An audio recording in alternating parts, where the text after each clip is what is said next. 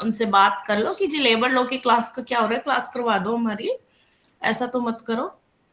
और labour law का जो सिलेबस है वो भी काफी लेंदी है। अरे मैडम डराओ मत आप। सिलेबस बड़ा है लेबर लॉ का, ऐसा नहीं अरे मैं डरानी नहीं हूँ, मैं तो सच एक बता रही मैडम हूँ कि जो थोड़ा सा बड़ा है। जो आएगा हमारा न्यू चेंज जी, के अकॉर्डिंग आएगा या पुराने वाले ही आएगा अभी? मेरे हिसाब से आपका पुराने वाला ही आएगा अभी, ठीक है, क्योंकि क्योंकि पुराने पूरा में तो का अभी पूरा बहुत सारे चेंजेस चेंज हो गए ना, तो उसको तो पढ़ने का कोई मतलब नहीं है। नहीं मैम, ऐसा है, मेरा ये मानना है कि हमें नया ही पढ़ना है, नया ही लिखना है, जो भी नंबर आए देख लेंगे, बाकी से कवर कर लेंगे हम लोग, देखो क्योंकि एक पुराने। काम करना आप, जो मैं आपको बताती हूँ, ठीक है, पहले आप मेरी बात सुनो। अमेंडमेंट एक्ट ले लो, ठीक है, जो नए वाला है बेयर एक्ट ले लो, और पुराने वाली टेक्स्ट बुक रख लो, और नए के हिसाब से ही आप प्रिपेयर कर लो, ठीक है। और जब आपसे क्वेश्चन पूछा जाएगा ना, तो वहां पे मेंशन कर देना कि according to the labour law amendment act, जो भी एक्ट आप पढ़ रहे होगे उसके अमेंडमेंट स्पेशली मेंशन करके कि amendment act this section says this and this, वो सब आप कर लेना, ठीक है। यही मैडम मुझे तरीका है, बाकी कोई मैडम मुझे तरीका लगता है सारे क्वेश्चन शुरू करने से पहले ना रीडिंग डालनी पड़ेगी नए के अकॉर्डिंगली। हाँ, नए के अकॉर्डिंगली ही आप कर लो, पुराने वाले का तो बात भी सही है, पुराने वाला पढ़ने का कोई मतलब भी नहीं बनता, ठीक है। और ये वाली जो प्रॉब्लम आपको अब हो रही है ना, ये कंपनी लॉ में भी थी कि यूनिवर्सिटी जो अपने सिलेबस में मेंशन करेगी ना, वो लेट ही करेगी। कंपनी लॉ को 2 साल बाद उन्होंने चेंज किया था, नहीं तो करते नहीं है, पर पेपर में अमेंडमेंट के अकॉर्डिंगली क्वेश्चन फ्रेम कर देते हैं। सोनिया तो मैम आप ने नया ही कंफर्म पढ़ भी लो। किया है कि न्यू लॉ के अकॉर्डिंग ही आएगा एक पेपर। हाँ, पेपर तो नए के अकॉर्डिंग ही देते हैं, वो सही बोला है मैम ने। ये जो सिलेबस जो है ना, वो ये चेंज नहीं करते हैं, जो वेबसाइट पे सिलेबस डाला हुआ है ना, उसमें अमेंडमेंट नहीं करते, पेपर में अमेंड कर देते हैं। तो आप उसी के अकॉर्डिंग कर लो जो नया एक्ट है, ठीक है। बाकी चलो ठीक है, आपने बता दिया, मैं भी अपनी थोड़ी सी पढ़ाने की स्पीड अब बढ़ाऊंगी नेक्स्ट वाली क्लास से, ठीक है। चलो भाई, अब शुरू करें, काफी देर हो गई यस है ना। मैम। आज का जो हमारा टॉपिक है, बहुत इजी सा टॉपिक है, कॉजेज ऑफ क्राइम, ठीक है। क्रिमिनोलॉजी के अंदर क्राइम के क्या क्या कारण है, बता सकता है कोई? पहले आप बताइए, उसके बाद मैं इलाबोरेट करूंगी। मैडम क्राइम के कारण वही होते हैं जो आपने पहले जो क्लासेस में बताए थे ना, उससे अगर रिलेट करें तो किसी को फाइनेंशियल प्रॉब्लम होती है, कोई सही से जिंदगी जी नहीं पाता, किसी को फिजिकल हम्म टोन मार रहा है, कोई मतलब कोई सोशली मतलब एक शिकार हो रहा है उन सब चीज़ों का, हम्म। या हाँ जी, एक ठीक है। क्रिमिनल बैकग्राउंड आ रहा है, इस तरीके की चीज़ें होती है तो ही सोच में क्राइम आता है। हाँ जी, ठीक है। बाकी और कोई? मैडम इसमें ओवरऑल ये देखता है कि क्राइम करने के टाइम पे जो क्रिमिनल की मानसिक स्थिति क्या है, वो किस मतलब किस स्थिति से सोच के अपने जो है कार्य को आगे बढ़ा रहा है। तो वो मतलब पहले हरास हुआ तो उस हरासमेंट का बदला लेने के लिए वो आगे कर रहा है, ये उसकी जो इंटेंशन है वो उसके ब्लड में आ गया, ऐसे एक हैबिटुअल हो गया कि एक साइकोलॉजिकल उसको ऐसा लगता है कि भाई ऐसा करने से मेरे को सेटिस्फेक्शन मिलेगा, तो किसी को गला काट रहा है।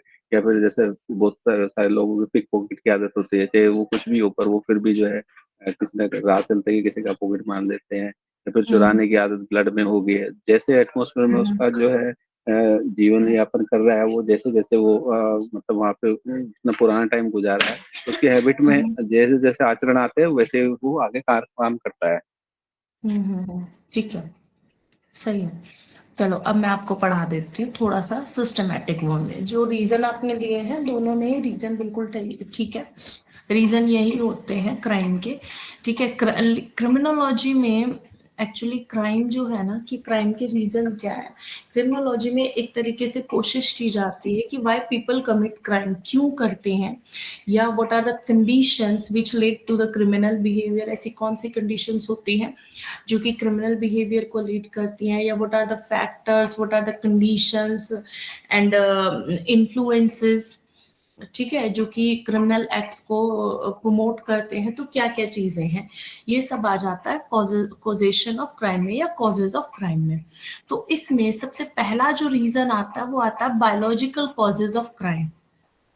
Biological causes of crime, biological causes क्या होते हैं, देखो हमने ना एक जब स्कूल्स पढ़े थे, एक बहुत ही फेमस क्रिमिनोलॉजिस्ट पढ़े थे, सिजेरे लोम्ब्रोसो, सिजेरे लोम्ब्रोसो, ठीक है, उनको हमने पढ़ा था। इन्होंने अपनी थ्योरी दी थी, बॉर्न क्रिमिनल थ्योरी या थ्योरी ऑफ एटेविज्म जो था, ये इनकी थ्योरी थी।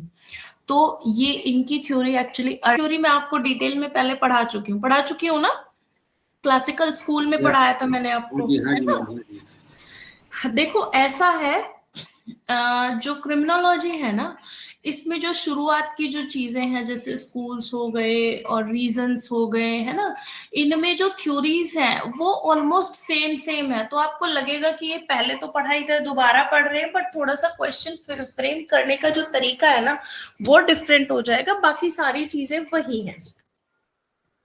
फिर आते हैं मॉडर्न बायोलॉजिकल फैक्टर्स। अभी के समय में क्या फैक्टर्स हैं, बायोलॉजिकल फैक्टर्स हैं। एक्चुअली जो लोम्ब्रोसो का जो थ्योरी थी, उसको अभी के समय में पूरे तरीके से रिजेक्ट कर दिया गया है, बट स्टिल अभी भी कुछ बायोलॉजिकल इन्फ्लुएंसेस लोगों के अंदर पाए जाते हैं जो कि क्रिमिनल नेचर के होते हैं, जैसे कि जेनेटिक प्रीडिपोजिशन, उनका जेनेटिक्स ही वैसा है कि भाई क्राइम होगा, करेंगे ही करेंगे। दूसरा है ब्रेन एबनॉर्मेलिटीज, ब्रेन के अंदर कुछ एबनॉर्मेलिटी यदि होती है तो क्रिमिनल नेचर का होता है व्यक्ति। हार्मोनल इम्बैलेंस, ठीक है, अगर उनके अंदर जो कॉर्टिसोल्स है उनका स्तर ज्यादा पाया जाता है, यानी कि स्ट्रेस हार्मोन ज्यादा है ना, तो हार्मोन्स इम्बैलेंस है, तो कॉर्टिसोल अगर ज्यादा होगा तो व्यक्ति क्या होगा, थोड़ा एग्रेसिव ज्यादा हो जाता है, बीपी ज्यादा हाई होगा। तो हार्मोनल इम्बैलेंस अगर पर्सन के अंदर है तो चांसेस है कि वो क्रिमिनल टेंडेंसी का होगा। इसके अलावा अगर कुछ न्यूरोलॉजिकल डिसऑर्डर्स हैं तब भी क्रिमिनल हो सकता है। लो लेवल्स ऑफ सेरोटोनिन है जो कि इम्पल्स को कंट्रोल करता है। अगर सेरोटोनिन कम होता है ना तो आदमी को गुस्सा ज्यादा आता है।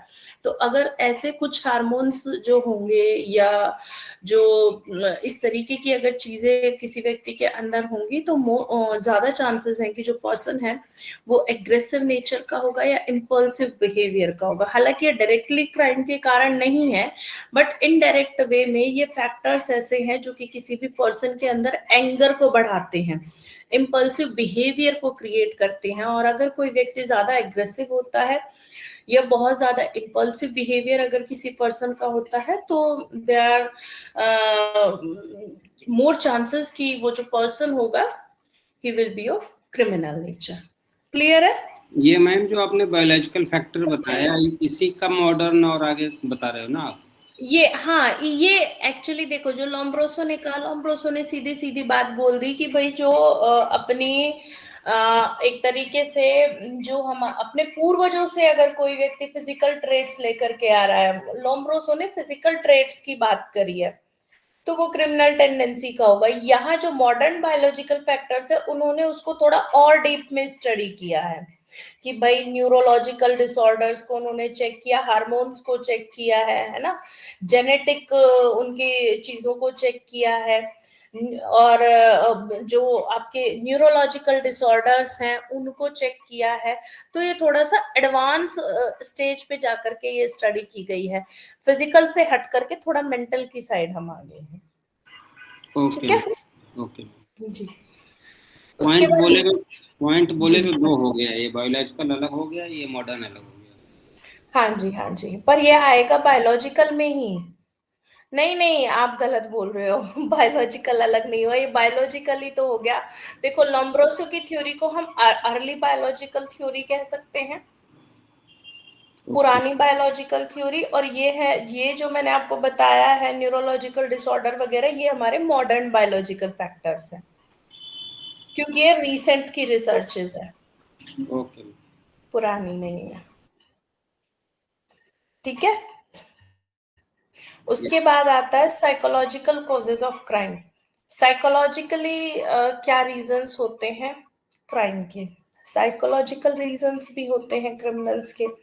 कैसे होते हैं? एक्चुअली यहाँ एक थ्योरी आई थी साइकोलॉजी से related, psycho analytic theory.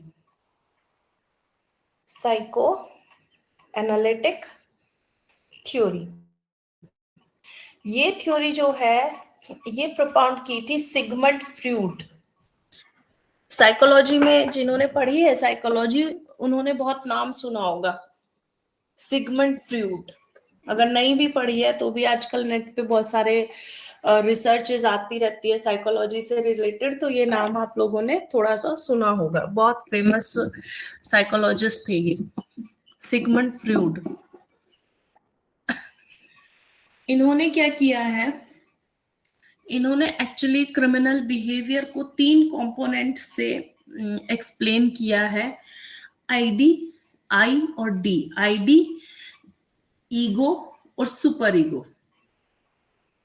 ID होती है आपकी बेसिक इंस्टिंक्ट या डिजायर, ईगो होती है आपकी रेशनल डिसीजन मेकिंग, ठीक है, और सुपर ईगो आपकी होती है मोरल कंसाइंस। तो क्राइम कब होता है? ये कहते हैं कि क्राइम तब होता है जब जो आईडी होती है ना, इट बिकम्स डोमिनेंट, ये डोमिनेंट हो जाती है और आपकी सुपर ईगो वीक हो जाती है। देन दिस लीड्स टू,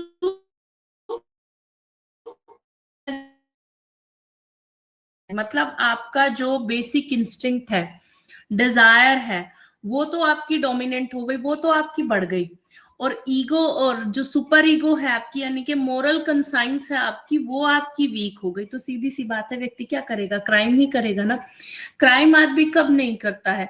जब उसकी मोरल कंसाइंस जो होती है वो हाई होती है, तब कोई व्यक्ति क्राइम नहीं करता। कहते हैं ना कि भाई हम बच्चों को सिखाते हैं कि भाई देखो ऐसा है, चोरी नहीं करनी चाहिए। हम ये नहीं कहते कि चोरी क्राइम है, हम कहते हैं चोरी करना पाप है। उसको रिलीजन से कनेक्ट कर देते हैं तो उसको मोरल वैल्यू मिलती है। तो बच्चा अगर कहीं कभी भी कोई चीज उठाने का उसका मन भी होगा, उसकी डिजायर भी होगी, तो वो नहीं उठाएगा। अगर उसकी सुपर ईगो स्ट्रांग है, मतलब अगर उसकी मोरल कंसाइंस स्ट्रांग है, अंदर से अगर उसको लगता है कि नहीं चोरी करना पाप है तो मुझे ये चीज नहीं उठानी चाहिए, डिजायर उसकी सप्रेस हो जाती है और सुपर ईगो जो होती है वो डोमिनेंट पोजीशन में आ जाती है। लेकिन डिजायर डोमिनेंट पोजीशन में आ गई, उस बच्चे को ये लगता है नहीं मुझे तो ये चीज चाहिए तो चाहिए, ठीक है, और आपकी सुपर ईगो क्या होगी? आपकी डाउन चली गई, यानी मोरल कंसाइंस अगर आपकी वीक हो गई और डिजायर आपके ऊपर हो गई, आईडी आपकी डोमिनेंट पोजीशन में हो गई, तो वो बच्चा उठा लेगा। तो इस तरीके से अगर वो उठा लेगा तो सीधी सी बात है क्राइम हो गया। तो इस तरीके से कोई भी व्यक्ति जो है वो क्राइम करता है। इसको कहते हैं हम साइको एनालिटिक थ्योरी। समझ में आई कि नहीं आई? इसमें तो मैम दोनों ही हो जाएंगे ना, अगर आईडी डोमिनेंट हो गई या सुपर ईगो डोमिनेंट होगा, बात तो एक ही, कोई एक भी डोमिनेंट हो जाएगा तो कर देगा। सुपर ईगो से नहीं, डोमिनेंट का मतलब है ऊपर आना, सुपर ईगो का मतलब होता है मोरल कंसाइंस। अगर सुपर ईगो आपकी डोमिनेंट हो गई तो आप क्राइम कैसे करोगे? अगर मोरली आप स्ट्रांग हो तो क्राइम नहीं करोगे। करोगे कि नहीं करोगे? आप ही ये बताओ। ईगो को आपने अलग क्यों रखा फिर? ईगो तो होता है रेशनल डिसीजन मेकिंग, ईगो को साइड रखा गया है। यहाँ जो कंपैरिजन इन्होंने किया है ना, वो आईडी और सुपर ईगो में किया है, ठीक है, कि आपकी जो, अगर चलो ईगो को भी अगर आप साथ जोड़ देते हो, ठीक है, आईडी अगर आप डोमिनेंट पोजीशन में होगी तो आपका ईगो भी वीक होगा, है ना, आप रेशनली डिसीजन नहीं कर पाओगे, तब भी आप क्राइम करोगे। अगर आपका सुपर ईगो ऊपर होगा, या चलो ईगो भी अगर ऊपर हो गया तो भी आप क्राइम नहीं करोगे। अगर आप रेशनली डिसीजन लोगे, दिमाग लगा करके डिसीजन लोगे, तब भी आप क्राइम नहीं करोगे। चलो मैं ये कहती हूँ सुपर ईगो नीचे चला गया, ईगो आपका डोमिनेंट पोजीशन में हो गया, तो ईगो में भी आप ये दिमाग लगाओगे ना कि अगर चोरी की तो मोरालिटी तो छोड़ दो, पाप वाप तो छोड़ दो, इसका कॉन्सिक्वेंस ये होगा कि जेल जाना पड़ेगा, है ना, और सोसाइटी में जो इंसल्ट होगी वो अलग रही, तब भी आप क्राइम नहीं करोगे। तो क्राइम आप कब करोगे? जब आपका ईगो और सुपर ईगो बिल्कुल सप्रेस हो जाएगा और आईडी आपकी डोमिनेंट पोजीशन में आ जाएगी, तभी तो आप क्राइम करोगे। सही बात है ना, क्लियर हुआ ना? यस आगे चलो, चलो। इसके अलावा अदर साइकोलॉजिकल फैक्टर्स, केवल ये ईगो और सुपर ईगो की ही बात नहीं है, इसके पीछे कुछ और भी साइकोलॉजिकल फैक्टर्स होते हैं जो कि क्राइम से रिलेटेड होते हैं, या जिनकी वजह से कोई भी पर्सन जो होता है वो क्राइम करता है। तो उसमें पहली कंडीशन क्या होती है, पुअर, आपका अपने ऊपर कंट्रोल ही नहीं है, आपका जो बिहेवियर है वो बहुत ही इम्पल्सिव है, एकदम तुरंत रिएक्ट करते हो। आपने देखा है, जैसे कई बार फील किया होगा, मैंने तो किया है, आपने कुछ कहा और कुछ पर्सन ऐसे होते हैं जो एकदम से रिएक्ट करते हैं, है ना, उनका खुद पे कंट्रोल नहीं होता, एकदम इंस्टेंट रिएक्शन आता है बिना सोचे समझे। तो इस तरीके के जो लोग होते हैं वो भी चांसेस है, ऐसा नहीं है कि सभी क्रिमिनल होंगे, बट चांसेस हैं कि क्रिमिनल नेचर के हो सकते हैं। इसके अलावा एग्रेसिव पर्सनालिटी, जिनको गुस्सा बहुत ज्यादा आता है, वो उसमें भी चांसेस हैं कि क्राइम हो सकता है। चाइल्डहुड ट्रॉमा, अगर किसी को बचपन में कोई ट्रॉमा हुआ है तो वो भी क्राइम का एक कारण बन सकता है। इमोशनल इनस्टेबिलिटी, अगर इमोशनली कोई पर्सन स्टेबल नहीं है तो उसके भी ज्यादा चांसेस हैं कि वो जो व्यक्ति है वो क्रिमिनल नेचर का हो सकता है। Other than this, low intelligence. अच्छा, ये चीज ना हर किसी ने कही है कि अगर किसी पर्सन का आईक्यू लेवल है, जो आईक्यू लेवल होता है वो कम होता है, तो वो इस तरीके से होता है ना, वो ज्यादा मतलब क्रिमिनल नेचर का होता है, लो आईक्यू वाले लोग। एक बार मैंने एक रिसर्च पढ़ी थी कि जिनके जो एक्स्ट्रा मैरिटल अफेयर्स में भी जो लोग ज्यादा जाते हैं ना, वो हमेशा वो पर्सन होते हैं जिनका आईक्यू लेवल डाउन होता है। जिनका आईक्यू लेवल जितना ज्यादा हाई होता है ना, उनके चांसेस रिलेशनशिप में डिच करने के उतने ही कम होते हैं। तो लो अगर इंटेलिजेंस है तो ज्यादा चांसेस है कि वो व्यक्ति क्रिमिनल नेचर का हो सकता है। इसके अलावा मेंटल डिसऑर्डर, अगर कोई person anti social personality disorder का है तो वो भी क्रिमिनल हो सकता है। एंटी सोशल डिसऑर्डर है तो भाई वो खुद भी अपने आप को भी नुकसान पहुंचा सकता है और किसी दूसरे व्यक्ति को भी। आपने देखा नहीं होगा, आजकल सुसाइडल टेंडेंसी लोगों के अंदर ज्यादा हो गई है। जितना ज्यादा हम आईटी के टच में आए हैं या इंटरनेट के टच में जितने ज्यादा आए हैं, उतने ही ज्यादा लोग एंटी सोशल हो गए हैं और उतना ही क्राइम रेट बढ़ रहा है। एंटी सोशल हो रहे हैं तो खुद को भी सुसाइडल टेंडेंसी भी ज्यादा आ रही है लोगों के अंदर। मैम, ये जो मेन तो क्राइम तो डिजायर के बेसिस पे होता है, तो इसका कोई रिसर्च है या कोई केस लॉ है क्या? देखो, इसमें केस लॉज नहीं है, ठीक है, इसमें यहाँ पे सिर्फ थ्योरीज दी गई हैं। ये डिजायर से रिलेटेड जो थ्योरी है वो बता दो आप। अरे डिजायर से रिलेटेड थ्योरी मैंने आपको बताई ना, कि सिगमंड फ्रूड जो है, इन्होंने साइकोलॉजी में डिजायर से रिलेटेड थ्योरी दी, साइकोलॉजिकल थ्योरी।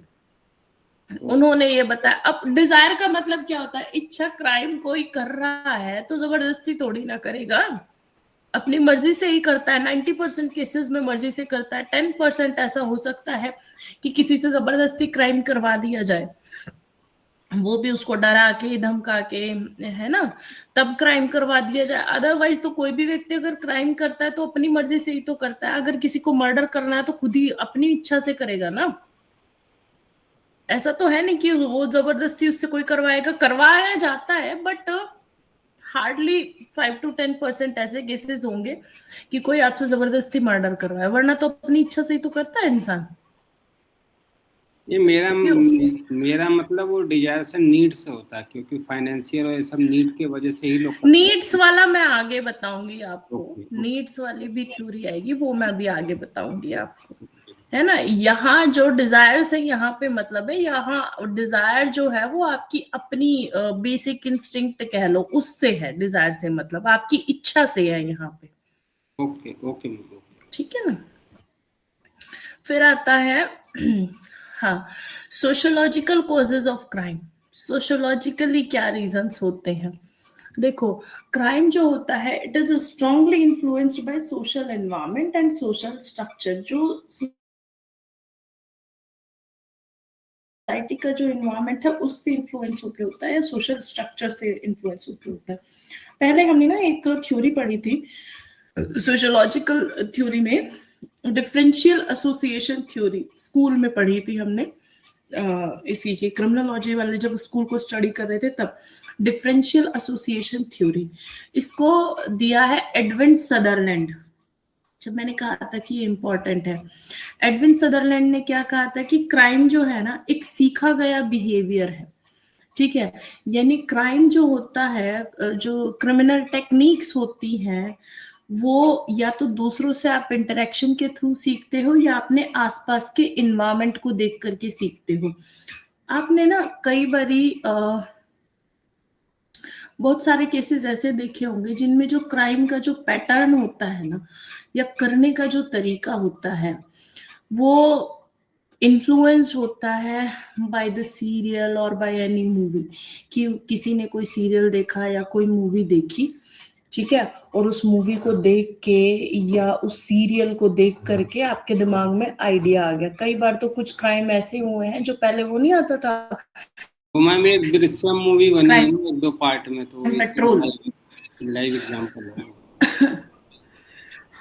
हाँ, वो भी आप कह सकते हो। नहीं तो अरे रियल लाइफ में भी भाई क्राइम पेट्रोल देख के लोगों ने वहां से आइडिया लिया और क्राइम किए हैं, ठीक है। तो कईयों के तो मैंने डाइवोर्स हो गए हैं। जी। क्राइम पेट्रोल देखती थी वो लड़कियां, घर में दिन भर बैठ के डाइवोर्स ही हो गया। हाँ, तो बिल्कुल, तो ये क्या है, ये इन्फ्लुएंस है। मिश्रा ठीक जी, है, और डाइवोर्स और क्राइम दोनों अलग अलग है। अरे उनको वो मुझ देख मत के ना, करो। वो देख के हर टाइम उनका माइंड क्रिमिनल जैसा हो जाता है ना। नहीं नहीं नहीं हमारा नहीं, वो दोनों अलग अलग है, मैं ये कह रहा हूँ। नहीं सतीश जी, आप भी बिल्कुल ठीक कह रहे हो, दोनों अलग है। रमेश जी शायद जो बात कर रहे हैं वो इन्फ्लुएंस की बात कर रहे हैं कि किस तरीके से इन्फ्लुएंस होकर डिवोर्स हुआ, यही कह रहे हैं ना आप? हाँ जी बिल्कुल। है ना, डिवोर्स लेना तो क्रिमिनल नहीं है, सही कह रहे हैं आप, लेकिन इन्फ्लुएंस देखो ना कि कितना इन्फ्लुएंस है कि डिवोर्स हो गया। वो हालांकि क्राइम की कैटेगरी में नहीं आता, बट वो एक अलग चीज है। तो लेकिन पता है, ये क्राइम पेट्रोल देख देख के लोगों को टेक्निक्स भी पता चलती हैं क्राइम करने की, मूवीज देख करके लोगों को आइडियाज आते हैं। आपको याद हो मेरठ में एक ब्लू ड्रम वाला केस याद है आपको? एक वाइफ ने अपने हस्बैंड को, शायद madam. नेवी ऑफिसर था, है ना, ये आइडिया भी उसको शायद कोई मूवी या कोई सीरियल देख के आया था कि ब्लू ड्रम में भर दो, है ना। तो इस तरीके से सोसाइटी जो है वो एक दूसरे से बात करके, है ना, एक दूसरे से टीवी सीरियल्स देख करके, मूवीज देख करके वहां से लोग आइडिया ले लेते हैं और फिर उसको एग्जीक्यूट करते हैं। आया समझ में? Yes ma'am. है ना। और एक्चुअली कभी मैं कभी यही तो कहना चाह रहा था जी कि क्रिमिनोलॉजी का तो मुझे नॉलेज नहीं है इतनी अभी, जी लेकिन जी। जो क्राइम करता है ना वो इंटेलिजेंट होता है। नहीं, वो सतीश जी वो जो इंटेलिजेंट है नहीं होता फाइनेंशियली है। बड़ा, वो जितने भी क्राइम होते हैं ना फाइनेंशियली वो इंटेलिजेंट लोग करते हैं। नहीं, इंटेलिजेंट नहीं होता है, क्योंकि अगर वो इंटेलिजेंट हो ना तो उसको उसके कॉन्सिक्वेंसेस का भी वो एनालिसिस कर ले कि अगर पता चलता है तो इसके क्या कॉन्सिक्वेंसेस होंगे, ठीक है। कोई तो कह रहा है इंटेलिजेंसी भी तोड़ दो, के निकाल लेते हैं ना वो फाइनेंशियल में, तो अगर भाई इसका ये वीकनेस है, इससे हम निकल जाएंगे। ऐसा नहीं होता। जो थ्योरीज कहती है वो यही कहती है, वो ठीक है आप बोल रहे हो, ठीक है इंटेलिजेंट हो सकते हैं, लेकिन वो इतने इंटेलिजेंट नहीं होते। इंटेलिजेंसी भी दो तरीके की होती है ना, इमोशनल इंटेलिजेंस एंड मेंटली, जो माइंड लेवल पे जो इंटेलिजेंसी होती है, आईक्यू वाला। तो इनका आईक्यू लो लेवल का होता है, सबका तो नहीं कह सकते क्योंकि एक्सेप्शंस आर ऑलवेज देयर, लेकिन हाँ मुझे ऐसा लगता है कि 70 to 80% जो लोग क्राइम करते हैं उनका आईक्यू लेवल डाउन होता है। हालांकि सब इनका नहीं मैम, वो पूरा व्हाइट सीरियल नहीं कॉलर, देखते होंगे, व्हाइट कॉलर क्राइम के लिए हो सकता है वो मैम। पूरा सीरियल नहीं देखते, कॉन्सिक्वेंसेस नहीं समझ में आता उनको, खाली क्राइम देखते हुए फिर बंद कर देते होंगे। तो मैं वही तो कह रही हूँ ना, अगर वो इंटेलिजेंट हो, देखो इंटेलिजेंट आप किसको कहोगे, जो पर्सन अगर कोई भी काम कर रहा है उसके प्रोस एंड कॉन्स दोनों देखे, उसको एनालाइज करे और उसके बाद कोई रिजल्ट निकाले, है ना, उसी को तो हम इंटेलिजेंट बोलेंगे कि वो प्रॉपर तरीके से उसको एनालाइज कर रहा है, सारे प्रोस एंड कॉन्स देख रहा है, सब कुछ कर रहा है, तब जा करके वो कुछ भी कोई भी चीज कमिट कर रहा है, तो उसको हम इंटेलिजेंट बोलेंगे। लेकिन यहाँ वो क्राइम कर रहे हैं, ठीक है, प्लान कर लिया। लेकिन आप एक बात सोचो, अगर कोई पर्सन ड्रम में किसी को भर रहा है, ये छोटा सा एग्जांपल हम ले लेते हैं कि भैया आपने लाश को ड्रम में डाल दिया, आप क्या सोचते हो, क्या कभी पता नहीं चलेगा? यही सोच के तो आप क्राइम कर रहे हो ना कि कभी पता नहीं चलेगा। लेकिन अगर इंटेलिजेंट आदमी होगा, वो ये सोचेगा ड्रम खोला भी तो जा सकता है भाई, इसमें स्मेल भी हो सकती है, कोई देख भी सकता है, इसको खोला भी जा सकता है, या बाद में इसकी हड्डियों का क्या करोगे, डीएनए तो इतने साल बाद भी रिकवर किया जा सकता है। तो इंटेलिजेंट आदमी तो फोरेंसिक पॉइंट ऑफ व्यू से भी सोचेगा ना। अब वो कम आईक्यू वाले नहीं तो ये काम किया होगा? आप ही बताइए, गलत कह रही हूँ क्या? ये बिल्कुल सही बात है मैम। है ना? अगर इंटेलिजेंट आदमी होगा, वो 100 साल बाद की बात सोच करके चलेगा, जिसको मैडम ठीक कहते है, हैं आप हम पढ़ाइए, foresight। लेकिन जो है ना, जी मैं थोड़ा सा इस पे जी जी देख जी। रहा हूँ, जितने सीए हैं, जितने ये है ना, ये सारे फाइनेंशियल क्राइम यही करवा रहे हैं। नहीं, फाइनेंशियल क्राइम मैं मानती हूँ, फाइनेंशियल क्राइम ये करवा रहे हैं, बचने के तरीके भी ये सोच लेते हैं, लेकिन फिर पकड़े भी तो जाते हैं, है ना? और नहीं एक सर, और हम तो चीज लोगों को अपना जो है गाइडेंस देते हैं कि कैसे कोई काम करना है, तो हम थोड़े ही बोल रहे हैं हाथ पकड़ के तुम जाके क्राइम करो। हम तो देते हैं कि भी हम लोग क्या, जैसे वकील जो है पूरा क्रिमिनल को चाहे खून करके आया, कैसे कुछ भी करके आया, तो वो बचाते हैं ना, तो हम भी बताते हैं भाई तुम्हें टैक्स कैसे बचाना है। बिल्कुल बिल्कुल सही बात है। और फिर सतीश जी, आपकी बात भी ठीक है, लेकिन भाई 20 to 30% चलो हमने मान लिया कि जो हाई आईक्यू वाले हैं वो भी क्राइम करते हैं, 20 to 30% हम मान के चलते हैं, बट 60 to 70% वो लोग होते हैं जिनका कम आईक्यू लेवल है। देखो, रिसर्चेस हैं, ठीक है, रिसर्च में हमेशा 100% हाइपोथेसिस कभी नहीं निकल सकता, नल होने के चांसेस हमेशा होते हैं। तो ये मैम जो ये रिसर्च मैम जी जो आपने बताया ना 60-70% बात आपकी बिल्कुल हाँ सही है। वही लोग जो लो इंटेलिजेंस वाले हैं क्राइम करते हैं और पकड़े जाते हैं, बाकी 30% तो पकड़े नहीं जाते ना। तो वो हाई मैडम इंटेलिजेंस चार सोगराज भी था एक क्रिमिनल, वो तो बहुत इंटेलिजेंट बताते हैं उसे, तो हाँ, वो भी पकड़ा गया। वो भी पकड़ा गया। मैम ये जितनी जितनी थ्योरी थी, ये बेसिकली जो जी बॉडीली हार्म करते हैं उनको क्राइम मान के वो कर रहे हैं, ना कि ये जो मॉडर्न क्राइम है जिसमें आपका जो है हैकिंग होगा, फिर आपका जो उस तरह का क्या बोलते हैं वाइट कॉलर क्राइम हो गए, तो उन पे लगता है ये ज़्यादा थ्योरी नहीं है, क्योंकि इससे डायरेक्ट बंदे की जान नहीं जाती। हाँ, ये जनरल क्राइम्स को लेकर के है, जैसे आपका ड्रग अब्यूज हो गया या जो भी क्रिमिनल एक्टिव। और आप व्हाइट कॉलर क्राइम की भी अगर आप बात करते हो, तो ऐसा थोड़ी है कि जो मिनिस्टर्स होते हैं वो भी नहीं पकड़े जाते, पकड़े तो जाते हैं, वो बात अलग है, छूट जल्दी जाते हैं, वो एक लेकिन अलग। आजकल मैडम मॉडर्न क्राइम में ये बहुत आ गया, जो गेम के थ्रू बच्चों को मारते हैं जी ना, गेम दिखा के, हम्म वो आजकल नंबर 1 का मॉडर्न क्राइम है। देखो, क्राइम के जो तरीके हैं ना, according to the time change होते रहते हैं, क्योंकि जी सोसाइटी जी, चेंज होती रहती हाँ जी, है हाँ ना। जी, हाँ जी, हाँ जी, और देखो, ये वाली जो थ्योरीज हैं, ये मोस्टली जब आती हैं, ये उस समय के अकॉर्डिंगली डेवलप की हाँ जाती जी, हैं। हाँ एक पर्टिकुलर पॉपुलेशन ये सैंपल लेते हैं, सर्वे करते हैं, उसमें जो मेजॉरिटी चीज निकल करके आती है वो रिसर्च बनती है ना, उसको ये बिल्कुल पब्लिश करते हैं। बाकी ठीक है। ऐसा नहीं होता कि जो आप रिसर्च कर रहे हो हमेशा वो जो होगी वो 100% एप्लीकेबल होगी। रिसर्च का मतलब ही होता है री प्लस सर्च, आप फिर से उसमें कुछ नया खोज रहे हो। अब आज ये थ्योरी एप्लीकेबल है, हो सकता है आने वाले 100 साल बाद जो हाईली इंटेलिजेंट लोग हो वो ज्यादा क्राइम कर रहे हो। तो अकॉर्डिंग टू द सिचुएशन और समय के साथ साथ चीजें बदलती है, ठीक है जी।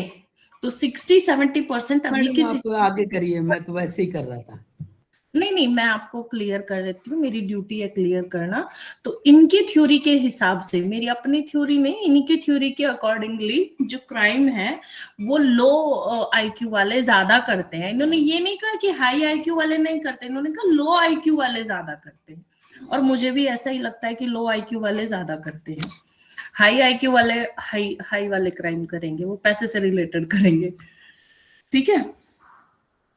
चलिए, फॉर एग्जाम्पल इन्होंने अपनी थ्योरी में एग्जाम्पल भी दिया है कि जैसे जो एकदम यंग बच्चे होते हैं वो अगर गैंग एनवायरनमेंट में पले बड़े होते हैं तो ज्यादा चांसेस है कि वो क्रिमिनल बिहेवियर सीखेंगे अपने जो फ्रेंड्स हैं, जो पीयर्स हैं उनसे। ये जनरल इनका रिसर्च का एरिया रहा होगा। ठीक है, फिर आती है strain theory. Strain theory was proposed by Robert के मेर्टन। इस थ्योरी के अकॉर्डिंग सोसाइटी क्या करती है ना, कुछ सक्सेस गोल्स को प्रमोट करती है। सक्सेस गोल्स कैसे होते हैं, जैसे वेल्थ हो गया, स्टेटस हो गया। सोसाइटी के अकॉर्डिंग अगर किसी के पास पैसा है, स्टेटस है, तो वो सक्सेसफुल है, जबकि हमेशा ऐसा सही नहीं होता। सक्सेस की जो परिभाषा है वो अलग अलग, हर किसी के लिए अलग अलग हो सकती है। जरूरी नहीं है कि हर किसी के लिए वेल्थ होना ही सक्सेसफुल होना हो, या हर किसी के लिए जरूरी नहीं है कि कोई एक स्टेटस पाना ही उसको सक्सेस लगे। ठीक है, तो सक्सेस की जो डेफिनेशन होगी वो अलग अलग होगी, लेकिन ये कहते हैं कि जो सोसाइटी है ना, जो एक सक्सेस गोल को प्रमोट करती है, ठीक है, जिस सक्सेस गोल को अगर वो प्रमोट कर रही है और कोई भी इंडिविजुअल अगर उसको नहीं कर पाता है लेजिटिमेट मीन्स के थ्रू, जैसे अभी आपने बोला था कि इच्छा होती है तो चोरी करते हैं, वो उसको अचीव नहीं कर पाता है, लेकिन वो पर्सन जब लेजिटिमेट मीन्स के थ्रू उसको अचीव नहीं कर पाता, पर उसको उसका मन तो होता है ना उन चीजों को एक्सपीरियंस करने का, तो वो फ्रस्ट्रेशन में क्राइम करता है। जैसे चोरी हो गई, फ्रॉड हो गया, करप्शन हो गया, ये फ्रस्ट्रेशन में है, क्योंकि सोसाइटी ने गोल सेट कर दिया ना। और ये मुझे लगता है बिल्कुल सही भी बैठता है कि हमारी जो सोसाइटी है उसने क्या गोल सेट किया हुआ है कि जिसके पास बहुत पैसा है वो सक्सेसफुल है, जिसके पास पावर है, पोजीशन है, वो सक्सेसफुल है। अब कुछ लोग ऐसे होते हैं कि सोसाइटी के उस स्टैंडर्ड को मीट करने के लिए जब वो सही तरीके से उनको नहीं मिल पाता है, लेजिटिमेट तरीका, लीगल तरीके से जब वो इन सारी चीजों को अचीव नहीं कर पाते हैं, तो वो फिर इलीगल तरीका अपनाते हैं, वो फ्रॉड करते हैं, करप्शन करते हैं, क्राइम करते हैं, उस पावर को पाने के लिए, उस पोजीशन को पाने के लिए और उस पैसे को पाने के लिए। बताइए गलत है थ्योरी के सही है? नहीं मैम, बिल्कुल परफेक्ट। ठीक है मैडम, ये ठीक है, ये ठीक है। तो ज्यादा यही वाली लगी अभी तक सही। अभी तक सही यही वाली लगी? नहीं ठीक है, रखने चाहिए, डिस्कशन होना चाहिए क्लास में। लॉ की क्लास है तो डिस्कशन जरूरी है, नहीं तो फिर ऐसे ही लगेगा कि बस ऐसे ही पढ़ा, ऐसे ही नहीं पढ़ा। बहुत सारी चीजें क्लियर हो जाती हैं बात करने से भी। ठीक है, फिर उसके बाद आते हैं इकोनॉमिक कॉजेज ऑफ क्राइम। कुछ इकोनॉमिक कंडीशंस भी ऐसी होती हैं जो कि क्राइम रेट को इन्फ्लुएंस करने में एक क्रूशियल रोल प्ले करती हैं, जैसे कि पोवर्टी सबसे बड़ा फैक्टर है क्राइम का। गरीबी, आदमी ना भी चाहे लेकिन गरीबी इतनी है तो क्राइम करवा देती है गरीबी। अनएम्प्लॉयमेंट है ना, बेरोजगार होना।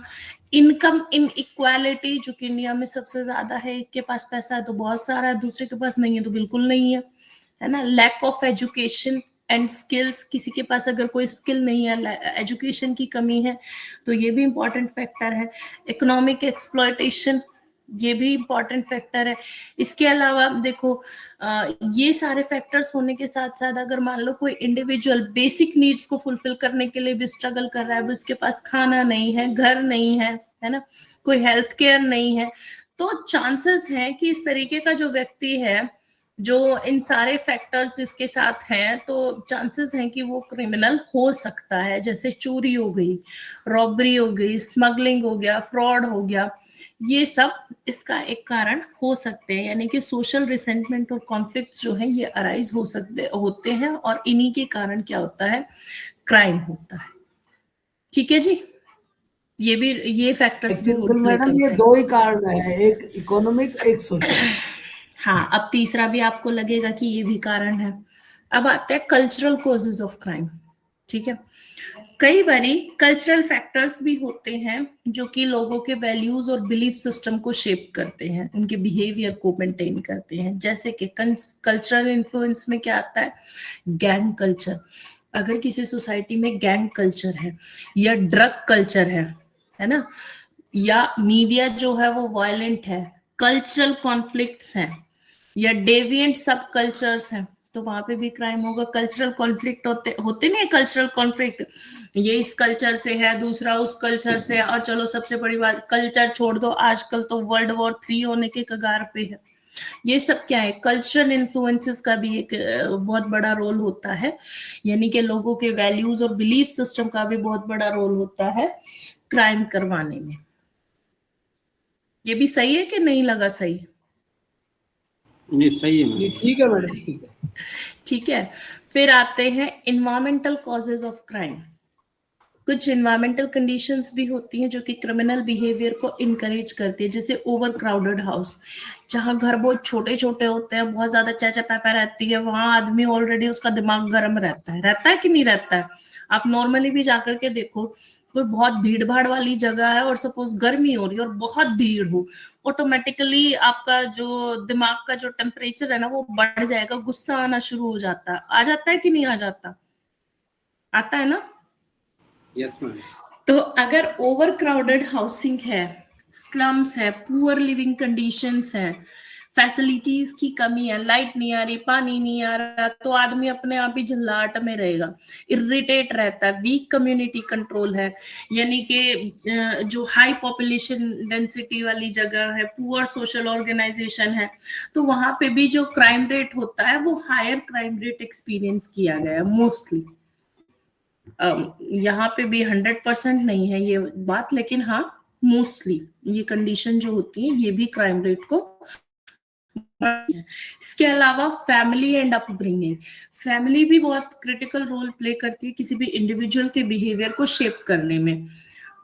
अब फैमिली रिलेटेड कारण क्या होते हैं जिनकी वजह से कोई क्राइम करता है? अगर ब्रोकन हाउस है, आजकल जैसे कि डिवोर्स का ट्रेंड बहुत चल रहा है ना, तो ब्रोकन फैमिलीज के जो बच्चे होते हैं उनमें एक चाइल्डहुड ट्रॉमा क्रिएट हो जाता है।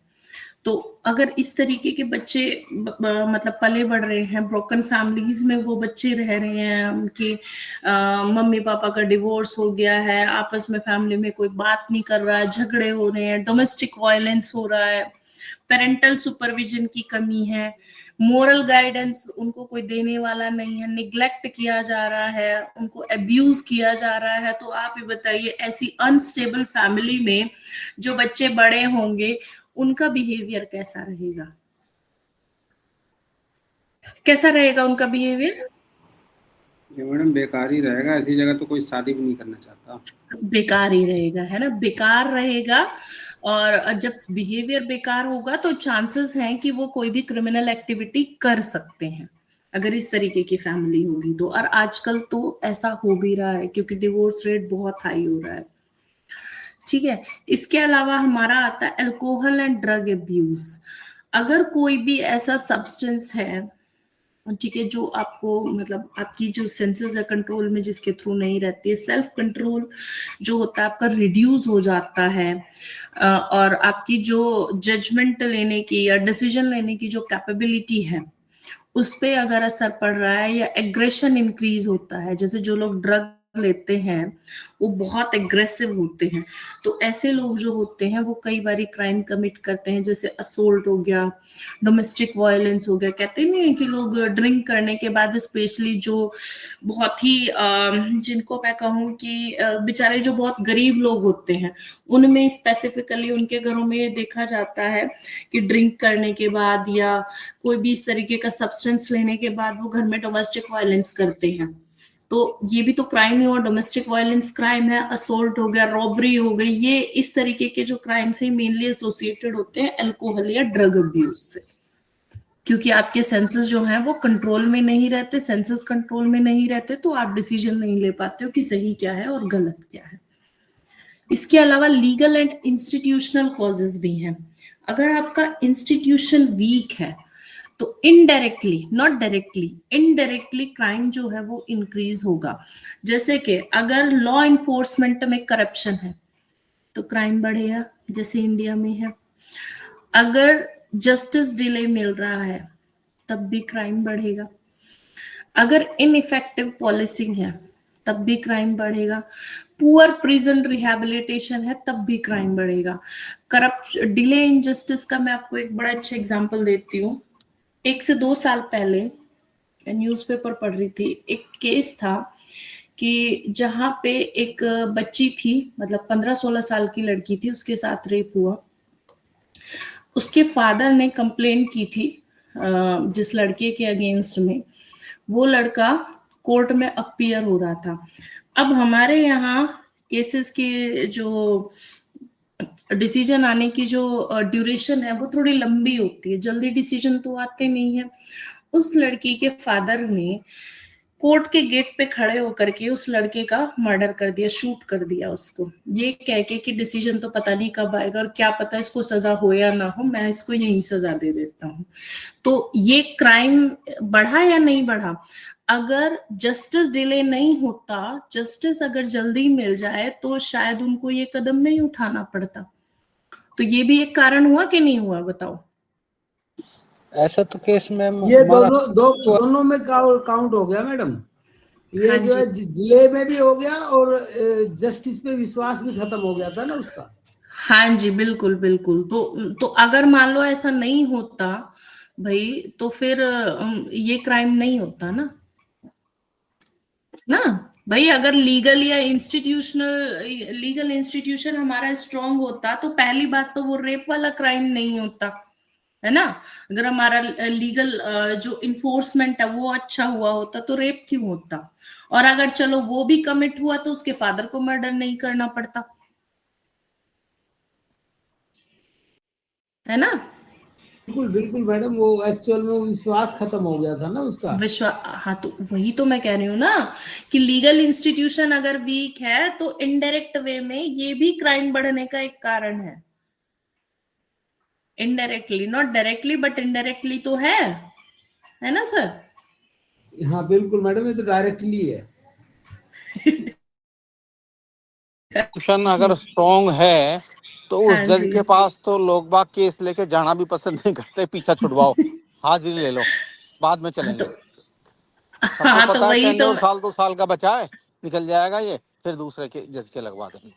हाँ तो वही तो मैं कह रही हूँ ना कि लीगल इंस्टीट्यूशन वीक है। हम्म।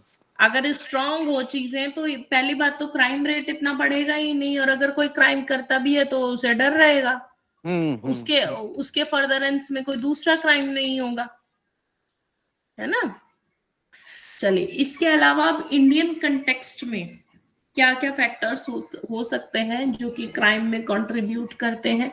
तो इंडिया में सबसे पहला फैक्टर पॉवर्टी है, अनएम्प्लॉयमेंट हो गया, रैपिड अर्बनाइजेशन हो गया, population growth one of the major reason, illiteracy, है ना, लिटरेसी बहुत कम है, मोस्टली लोग इलिटरेट हैं, कास्ट डिस्क्रिमिनेशन, पॉलिटिकल करप्शन और सोशल इनइक्वालिटीज और माइग्रेशन टू सिटीज। ये सारे जो फैक्टर्स हैं ये मिल करके सोशल टेंशन क्रिएट करते हैं, इकोनॉमिक प्रेशर बढ़ाते हैं, जिसकी वजह से क्रिमिनल एक्टिविटीज जो हैं वो बढ़ती हैं। ठीक है जी। तो इस तरीके से हमारा जो कॉजेशन ऑफ क्राइम है ये एक मल्टी डायमेंशनल हो जाता है। क्राइम होता है, क्यों होता है? क्योंकि इसके अंदर कई सारे फैक्टर्स इंक्लूड होते हैं, या मैं कहूँ कि एक कॉम्बिनेशन है किस चीज का, biological, psychological, sociological, economic, cultural and environmental factors का एक कॉम्बिनेशन होता है क्राइम। ये सारे फैक्टर्स मिलते हैं तो फिर क्राइम जो है वो होता है। हालांकि ऐसी कोई भी सिंगल थ्योरी नहीं है जो कि क्रिमिनल बिहेवियर को पर्टिकुलरली पूरे तरीके से एक्सप्लेन कर सके। इसी वजह से जो क्रिमिनोलॉजिस्ट हैं उन्होंने एक मल्टी डिसिप्लिनरी अप्रोच को अपनाया है ताकि वो क्राइम को इफेक्टिवली समझ सके और कोशिश कर सके प्रिवेंट करने की। हालांकि प्रिवेंट होता तो नहीं है, बट चलो कोई नहीं, कोशिश तो करिए। ठीक है, अब यहाँ हमारा ये जो टॉपिक है ये कंप्लीट हो जाता है। कोई क्वेश्चन हो तो बताइए इससे रिलेटेड। मैडम लेबर लॉ का क्वेश्चन है एक। देवर लोग का क्वेश्चन मेरा ठीक, नहीं मैम, दोनों ही कर दो, पार्ट पार्ट में भेजते रहो, बाद में एक बार एक साथ भेज देना। जो लोग ठीक है, रोज पढ़ रहे हैं उनको भी थोड़ा फायदा हो जाए, बाकी जो लास्ट में जिनको ध्यान आएगा एग्जाम में उनका ही फायदा हो जाए। ठीक है, ठीक है, ठीक है। दो टाइप के होते हैं ना, जो क्लास नहीं करते हैं उन्हें बस एग्जाम के 4-5 दिन पहले। देखो जी देवेंद्र जी, इस मामले में मैं भी आपके जैसी हूँ।